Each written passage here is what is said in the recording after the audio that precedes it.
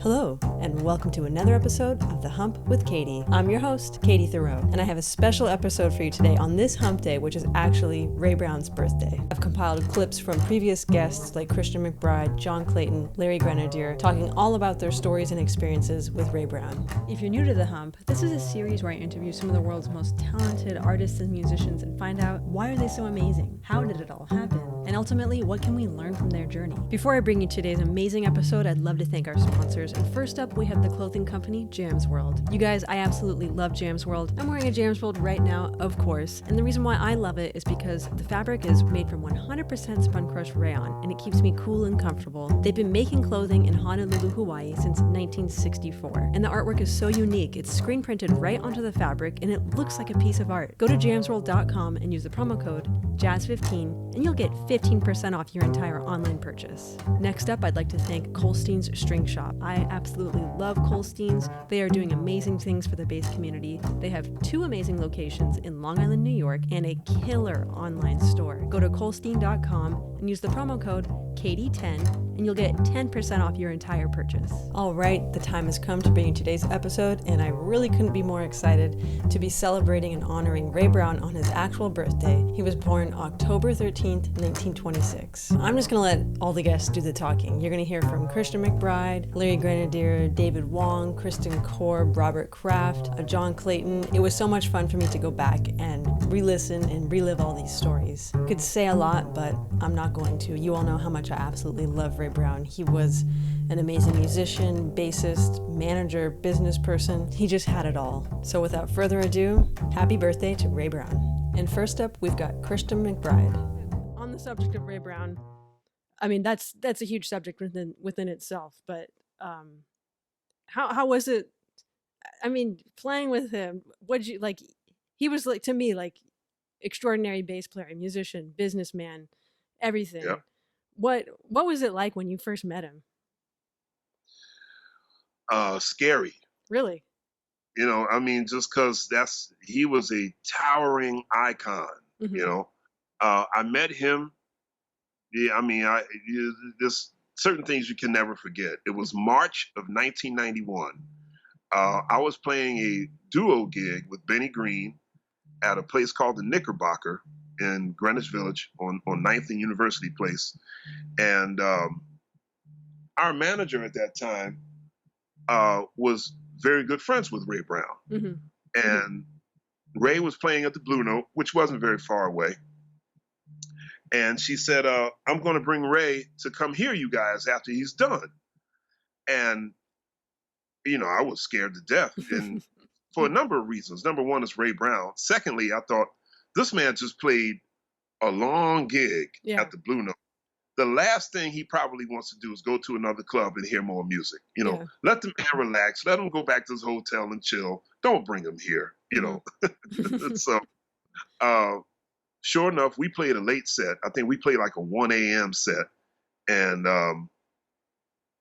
here comes Ray Brown and Marianne walking through the door. And we were like, oh, man, here he is. And they sat down and you could tell Ray Brown was listening with intent. You know, he was really honed in on what we were doing. And after the set was over, you know, Benny and I, you know, sheepishly go over to his table and, you know, we're like, hi, hello, Mr. Brown. Such an honor to meet you. Benny had met him once before, but this was, you know, like, this is like meeting a biblical figure. Yeah. You know what I mean? The prophet or something, like, Hi, Mr. Brown. Oh my God, you know, such an honor to meet you. And he was very effusive, very nice, very complimentary. Mm-hmm. And he said, I'd like to invite you to my last set tomorrow night at the Blue Note. And so Benny and I went, and it was a Sunday night. And from where our seats were, you've been at the Blue Note. Yeah. And so we were at that like right at that front table, like right next to the steps going up to the stage. Mm-hmm. And the body of Ray Brown's bass was literally like 8 feet from my head. Yeah. Right. There was another person sitting next to me, but like Ray's bass was right there. So like the F holes were pointed right at my face.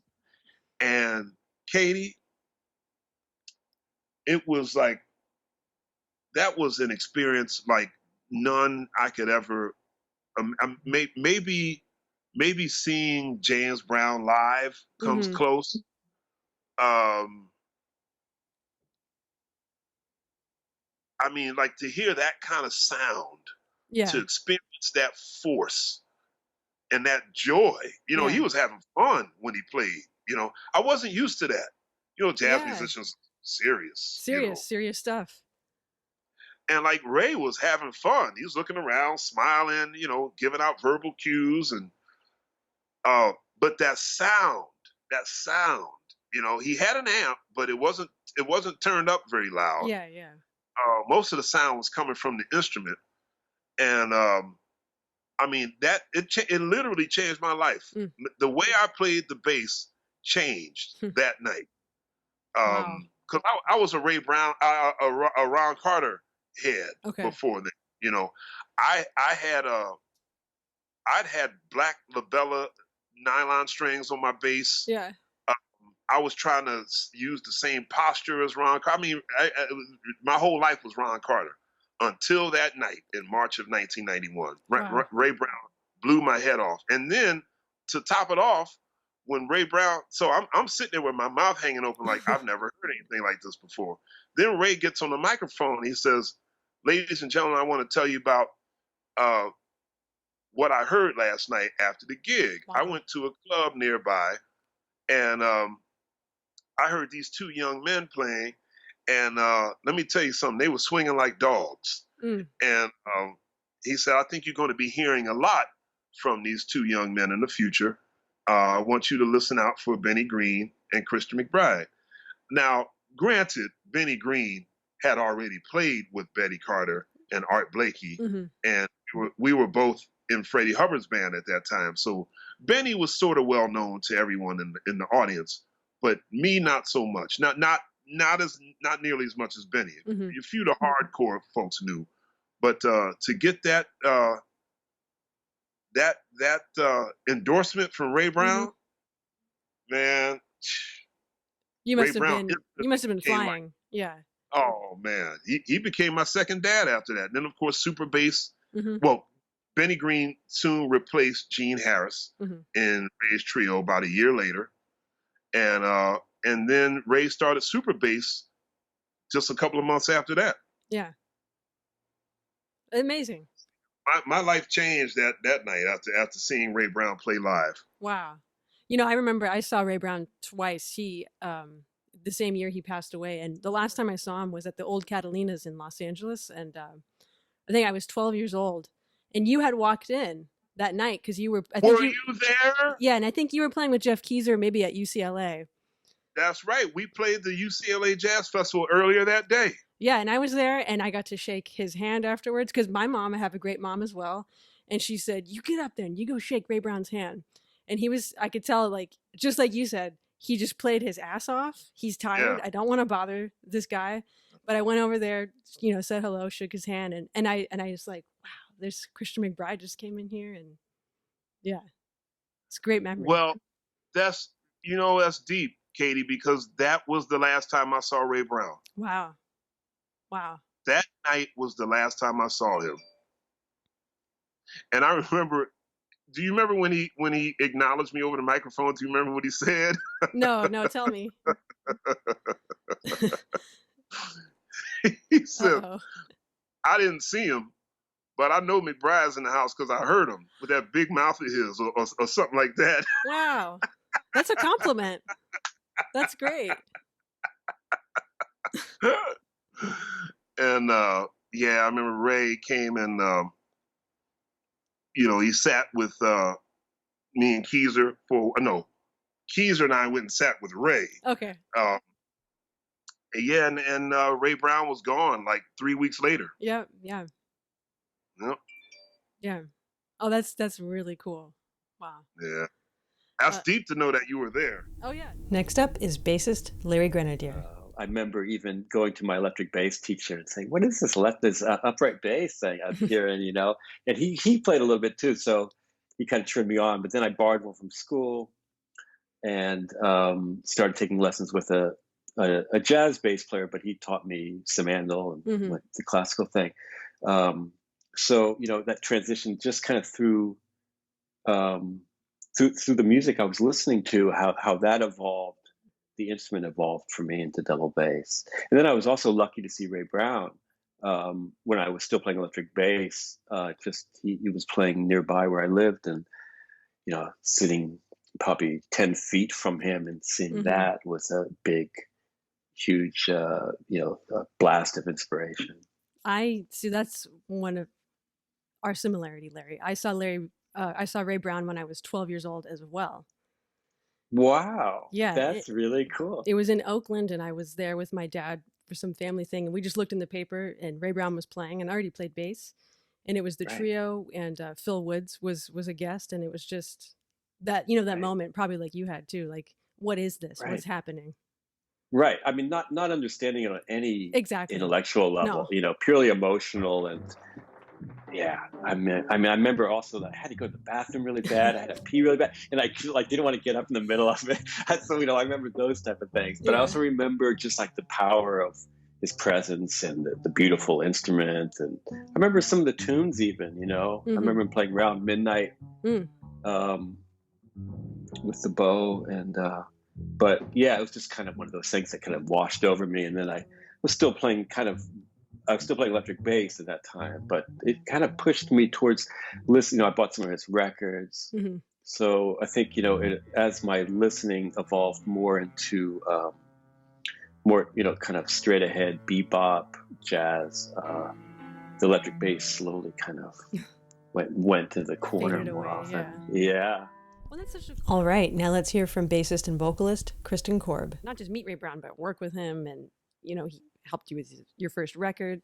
Well, that was while I was still in San Diego meeting Ray, because he was really amazing about how, like, when he would do his touring, he had the same schedule. So he always came to San Diego for a week. It was like the second week of April every year. And so he had those patterns with the clubs and the people that booked and all that. And so the first year that I was in San Diego, I was like, Ray Brown is coming to San Diego. Whoa, I have to check this out. I mean, he was married to Ella Fitzgerald. And at that point, what did you know about Ray Brown? He was married to Ella Fitzgerald. Yeah. And he was on all my favorite recordings, but the enormity of his impact in the jazz world, I was naive, and I didn't completely understand or really get the depth of it. And I think in some ways that was probably a plus, because then I didn't get freaked out about it. But it was the trio he had with Jeff Hamilton and Benny Green. Nice. And it was that Don't Get Sassy album had just come out, I think. And just to feel the air move. Of course, they were calling me the kid at the club because I would sit at the front table. Yeah. Front and center with my Diet Coke, and I would just sit there and just stare until they probably felt very uncomfortable. But I would just watch and listen, and just to feel that dynamic of the three of them playing. And I would go every night. And that first round that they were in San Diego, where I was there for it, I got up the nerve to talk to Ray. And he was in the back of the club in this red plush hotel chair. And I don't know what had happened that day, if he'd lost his golf game or whatever, but he was not in the best of moods. A little cranky. And somebody must have given him the heads up that this young kid wants to meet him and get a lesson. And so I went up and, Mr. Brown, oh, wow, it's such an honor to meet you. And, and I went to shake his hand, and he grabbed my hand and felt my fingers. Oh, yeah, to see if you're serious. He said, you need to practice more. Wow. So that was lesson number 1. Okay. Yeah. Come back when you've practiced. Yeah. Yeah. I mean, I was doing a lot of bowing. So which was fine. I bought a CD, had him sign it, and kept coming back and listening. But I was like, all right, so if I want this lesson, I've got to really do some homework. So I've scheduled for myself a recital the week after his next visit. And during the course of the year, I was working on the material for that. I read the Oscar Peterson autobiography, a jazz so odyssey, I could find out how. Yeah. So I wanted to find out, like, how does this guy think? What's important to him? What's like, what does he have for breakfast or whatever? I could, of course, what does it mean to be a jazz musician? Because if this is something I really want to do, I want to live, breathe, eat, sleep it. And the closest that I had ever come to that before was jazz camps. And then, of course, with graduate school, it was kind of split between my jazz life was like the on the side thing. It wasn't the stuff I did at school. So it was really a year of focusing on those things. So when Ray came back, I went up and I had a CD from Bert Turetsky, and I was like, "Hey, Ray, how you doing? I'm Kristen Korb. And Bert Turetsky says hello. I've got a CD for you." It's like, "Bert, oh man, he's crazy." And, he started, just kind of talking. I was like, all right. Yeah. So I know you're really busy, but I was wondering if maybe between your rounds of golf, I could get a lesson. I have a recital next week and I love working with Bert, but I would really like to get another point of view on what I'm doing. Little scowl. Tomorrow. Yeah, that little kind of like, all right, what's up with this? Tomorrow, 5:00. Yeah. So I was like, yay! All right, great. See you tomorrow. So I went home and came back the next day at 5:00 on time, ready to go. And I was still at that point. I mean, I could memorize lyrics. I could transcribe scat solos. I felt more comfortable in the vocal realm, but like bass wise, I had all my papers. It was kind of before I started really doing anything in finale. So everything was handwritten and in the plastic sheet protectors. And, I had the program in the, so I had my book, but I had no idea how to memorize chord changes. I was really, it was painful for me. And I couldn't figure out how to wrap my head around it because I was transcribing vertically. Yeah, I see. So in the lesson, I sang and played for him. And at one point he grabbed the bass from me and, give me that. And, it was like going through any number of versions of My Funny Valentine. And I was just the whole time thinking, oh, I wonder if he did this with Ella. Oh my gosh. But it was just so much fun. I mean, it was just so of all of a sudden I'm thinking in Danish. Why did that happen? Just life affirming and so like elevating that he bothered to take the time with me. Yeah. He never said like, you're great or, or anything. I mean, he gave me his time. This is one of my favorite Ray Brown stories. It comes from Robert Kraft, who was the former president of Fox Music, and it's cool to hear his experience as a producer working with Ray Brown. Last question is actually a request. You once told me a story kind of similar to the Nathan East Rolodex, but it was with Ray Brown, where you needed Ray Brown on a session. Is this ringing any bells? Because I don't have the best memory in the world. Yes, and I know exactly what session, and I probably was too naive to understand the greatness of what had just happened that night. I was in the middle of producing Bruce Willis. Okay, that's what I remembered. And I think it was that session with the Pointer Sisters, Respect Yourself. And we couldn't get some idea for a bass part right, and I didn't know whether it should be acoustic or electric, and I didn't know exactly what it should be. And someone said, you know, you can get Ray Brown. He's a session cat. And I thought, Ray Brown's like, you know, Ray Brown. I said, no, man, he plays sessions. And it was nighttime. It was like 7 or 8 at night. And I thought, well, I don't know, man. I'm not going to call Ray Brown. I don't even know. You know, someone, it was like, I was at Cherokee Studios on Melrose. Someone said, I kind of know him. I'll call him. I said, you're going to call Ray Brown, like, at home? Yeah, man, I'll try him. Ray Brown was, I could be there in half an hour. I don't live far from the studio. I remember Ray Brown came in, and it was clear I'd kind of gotten him, like, in his pajamas and bathrobe, because he came in slippers and like sweatpants and maybe a pajama top. I mean, he had been pretty close to ready to crash. It might have been 9 o'clock.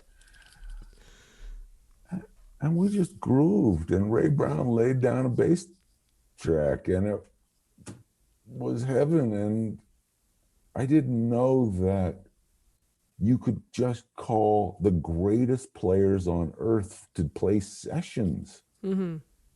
I mean, I guess I did, but I thought there were session players that were that one little varsity team of drummers, bass players, and guitar players and keyboard players that played on every record. But could you go to like stars like Ray Brown to play? Yeah, you could. Mm-hmm. And so we played, it was cool. And then very recently, in a project that I'm actually doing, I mentioned I'm doing something with Quincy. I was looking at photographs of bebop legends from the 40s, and there's Ray Brown in a photograph as a young man, and I thought, man, did I show enough respect to Ray Brown? Did I understand the level of greatness that was on the other side of the glass from me? Or was it just, hey, Ray Brown's like a big time bass player, I know he's a jazz star, and I kind of know who he is. Now let's hear from the fantastic bassist David Wong. I think the first time I met you, you were playing with Benny Green in Los Angeles, and of course we got to talking about Ray Brown. Oh yeah. And you mentioned a masterclass that Ray Brown did at Juilliard, where, well, I'll let you tell it, but you kind of walked in and he was just playing, and he said to the students, like, name any song, any key, and he just started playing. Yeah, exactly. Although just one detail, we were all there sitting waiting for him. Oh, okay. And he came in off the street, but I had heard that he did that. Someone had said, oh yeah, Ray Brown masterclass, any song, any key. And I thought it was kind of like a, just folklore or something. Yeah.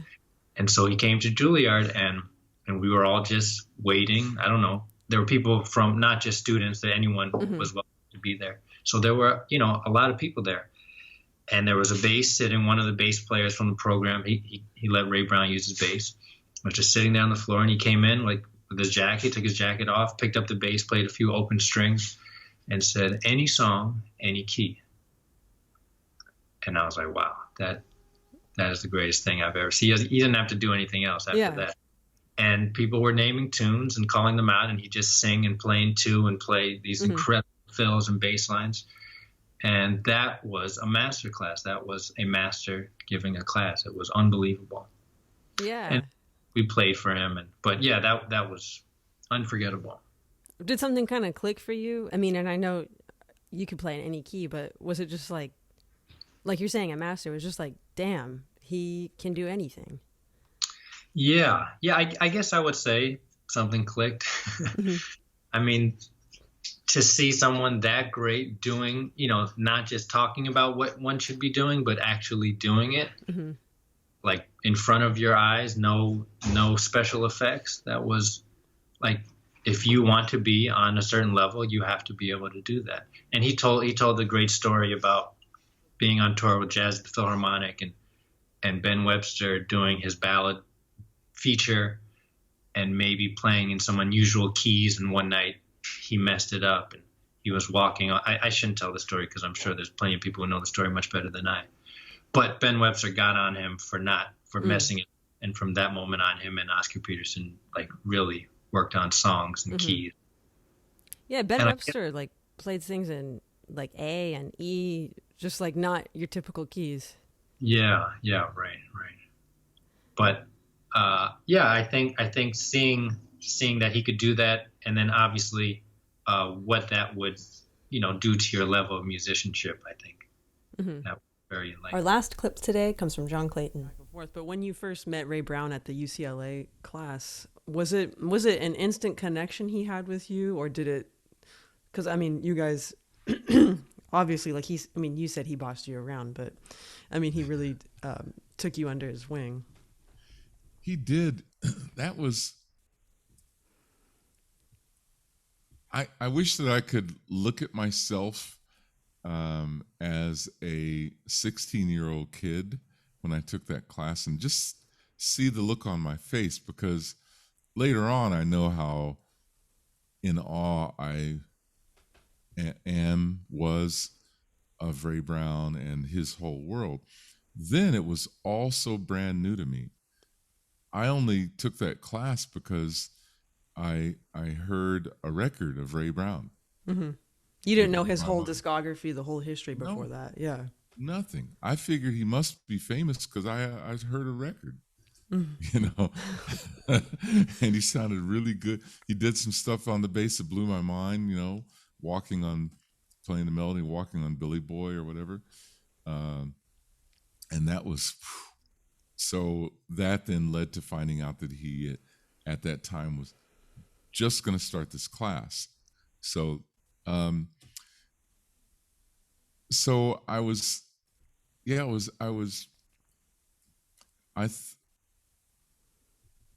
Ray Brown is the guy in that classroom setting who introduced all of us to Eddie Gomez, Jimmy Blanton, Slam Stewart, Scott LaFaro, Charlie Mingus, Richard Davis, Milt Hinton, Ron Carter, Paul Chambers. I never heard of any of those guys, none of them. But he played those records and opened our eyes to all this music, Israel Crosby. So after it all ended, I think toward the end of the class, he saw how hungry I was and how into it I was. So I can't remember the exact way it happened, but I think I asked him if I could take a lesson from him after the class ended. And then that led to me, because frankly, I only took one lesson from Ray Brown, officially. Yeah. Of course, I continue to take lessons from him now, but in the whole time, of course, I'm learning so much from his. But officially going to his house and all that was, of course, it was an eye-opening lesson, because at that time I was just starting lessons. Or no, I don't think I had lessons with Abe Luboff at that time. I was just going to start. But at that lesson at Ray Brown's house is when he said, "Why don't you play a blues in B flat in half position?" And I did. I was playing. I got this, no problem. Blues B flat, half position. Yeah, this is duck in water, right? And then he said, "Keep playing." So I'm playing the blues, and he held his hand this far away from my fingers and said, "Don't touch my hand." And I was like, so, there were so many things I had to learn, and I got so many wonderful life lessons from him. Things like I discovered this record that you know really well, of Milt Jackson with Monty Alexander and Ray Brown. That's the way it is, that record. And there's this tune, there's a B-flat blues on there, kind of a faster tempo B-flat blues. And at the end of it, Ray Brown goes, Be-bon, da, da, de, bon, and plays the flat 5. So he plays an open E at the end of this B-flat blues. So on the Murray McEachern gig I was telling you about, we played a tune. It was a blues. And at the end of it, I played an open E. Murray McEachern whirls around and says, don't play an E natural to end the tune. You have to play a B flat. Ray Brown would never play an E natural. And I thought, I got him. Yeah. And so, I don't think I argued with him, but I let him know, no, Ray Brown, no, he wouldn't. So I went to Ray Brown and I said, this is what happened. He told me you would never play an E natural. I know that you would. Blah, blah, blah. And Ray Brown was quiet for a minute. And then he said,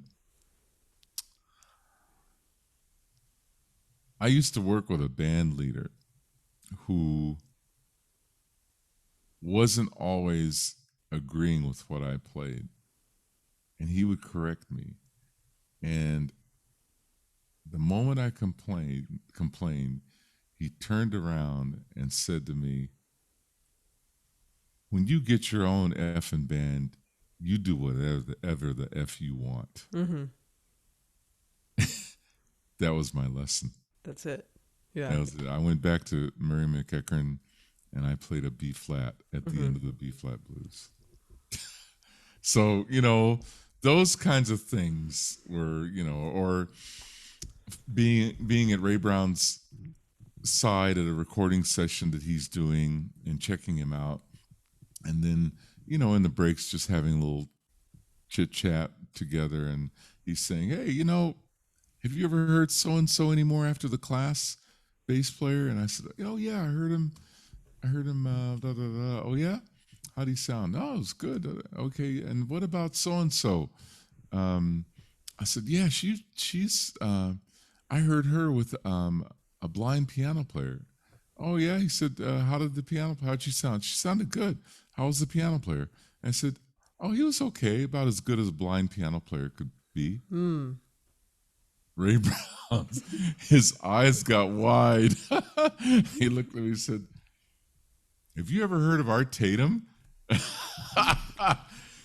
I said, I think so. He said, you get you some Art Tatum records. You have to have those experiences, though. Yeah. I mean, I could say we've all had them with you, but and it feels the same way you're explaining it.